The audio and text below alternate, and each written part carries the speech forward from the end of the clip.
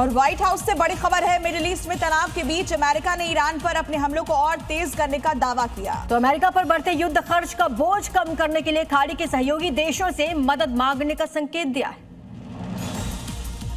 White house की press briefing में press secretary Karoline Leavitt ने कहा कि अमेरिकी सेना ने अब तक ईरान के करीब 70% मिसाइल, ड्रोन और नौसैनिक उत्पादन ढांचों को तबाह कर दिया है।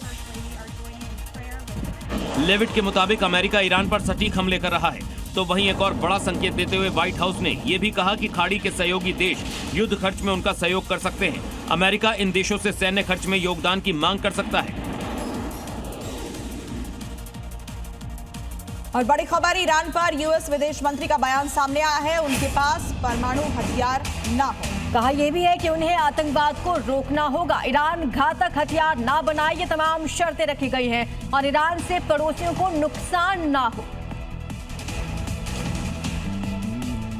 आईडीएफ ने ईरान की इमाम हुसैन यूनिवर्सिटी को निशाना बनाया। यूनिवर्सिटी में आईआरजीसी के लिए हथियार रिसर्च का दावा किया गया है। हमले में बैलिस्टिक मिसाइल और रासायनिक हथियार कार्यक्रमों से जुड़े ढांचे भी नष्ट करने का दावा किया गया। इमाम हुसैन यूनिवर्सिटी पर आईआरजीसी को हथियार रिसर्च और विकास के लिए इस्तेमाल करने का आरोप लगाते हुए इजरायली रक्षा बलों ने निशाना बनाया है। आईडीएफ ने बताया कि हमले में बैलिस्टिक मिसाइल और रासायनिक हथियार कार्यक्रमों से जुड़े अहम ढांचे तबाह किए गए हैं, जिनमें ग्राउंड लेवल विंड टनल्स और रिसर्च सेंटर शामिल हैं। इजरायली अधिकारियों का कहना है कि यह कार्रवाई ईरान के लिए हथियार विकास करने की कोशिशों को रोकने के मकसद से की गई है। इधर नेटो पर अमेरिका ने बड़ा बयान दिया, कहा हम नेटो के बारे में सोचेंगे, ईरान से युद्ध के बाद विचार करेंगे, नेटो से हम बहुत निराश हैं। तो आपको बता दें कि नेटो को लेकर पहले भी डोनाल्ड ट्रंप ने कहा था कि नेटो कायर है और अब एक बार फिर से बयान दिया गया है अमेरिका की तरफ से कि ईरान से युद्ध के बाद हम नेटो को लेकर विचार करेंगे। कहा यह भी है कि नेटो से हम बेहद निराश हैं।